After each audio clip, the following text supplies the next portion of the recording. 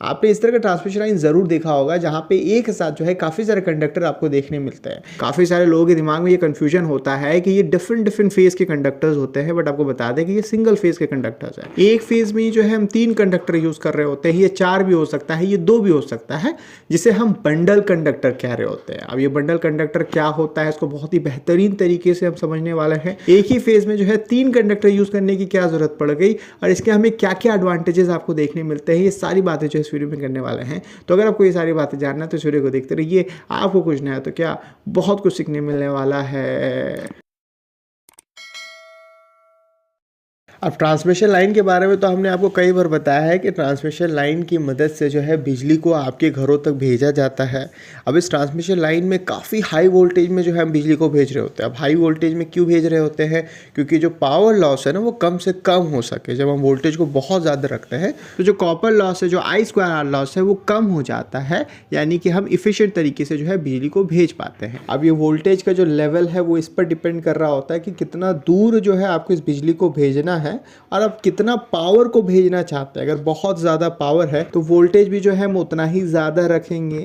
तो generally 220 kilo volt की जो लाइन है या उससे ऊपर की जो लाइन है जिसको एक्स्ट्रा हाई वोल्टेज हम कह रहे होते हैं, तो वहाँ पे एक सिंगल कंडक्टर जो है ना फेस के लिए यूज़ करना हम उतना ज़्यादा प्रेफर नहीं करते हैं। उसकी जगह पे हम क्या कर रहे होते हैं, एक ही फेज के लिए जो है एक से ज़्यादा कंडक्टर यूज़ कर रहे हो। 2 कंडक्टर यूज़ कर सकते हैं, 3 कंडक्टर यूज़ कर सकते हैं, 4 कंडक्टर यूज़ कर सकते हैं। तो इससे होता क्या है कि आपका जो करंट कैरिंग कैपेसिटी है वो बढ़ जाता है हर फेज के लिए। आप बहुत ज़्यादा पावर को जो है भेज पा रहे होंगे और इसे ही बंडल कंडक्टर कहा जाता है। जब एक ही फेज के लिए जो है एक से ज़्यादा कंडक्टर हम यूज़ कर रहे होते हैं, मल्टीपल कंडक्टर यूज़ कर रहे होते हैं, जिसे सब कंडक्टर भी कहा जाता है, तो उसे ही हम बंडल कंडक्टर कह रहे होते हैं। अब यहाँ पे आपने देखा होगा इस तरीके का इसे स्पेसर कहा जाता है, जिसका काम ये होता है कि ये जो सब कंडक्टर्स है उसको एक प्रॉपर एक फिक्स डिस्टेंस पे जो है मेंटेन करके ये रखता है और साथ ही साथ पूरे सिस्टम को जो है इस बंडल कंडक्टर को एक मैकेनिकल स्ट्रेंथ प्रोवाइड कर रहा होता है। बहुत सारे लोगों को ऐसा कंफ्यूजन होता है कि इस स्पेसर के अंदर से जो है एक कंडक्टर से करंट फ्लो होते हुए दूसरे कंडक्टर में जा रहा होता है, तो ऐसा बिल्कुल नहीं है। स्पेसर के यहाँ पे जो है इंसुलेशन प्रोवाइड की जाती है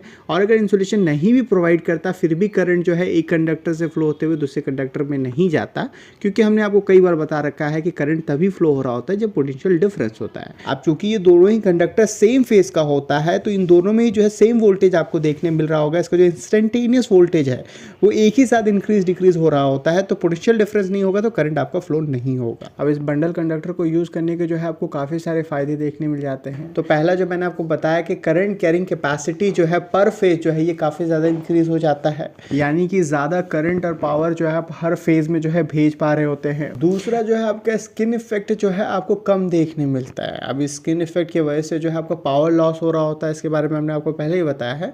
अब स्किन इफेक्ट किस चीज़ के ऊपर डिपेंड कर रहा होता है, आपके कंडक्टर के डायमीटर के ऊपर। जितना ज़्यादा डायमीटर होगा कंडक्टर का उतना ही ज़्यादा जो है आपको स्किन इफेक्ट देखने मिलेगा। तो हम यहाँ पे क्या कर रहे हैं, मोटा कंडक्टर ना यूज़ करके जो है उसके जगह पे हम पतला पतला जो है मल्टीपल कंडक्टर सब कंडक्टर हम यूज़ कर रहे होते हैं।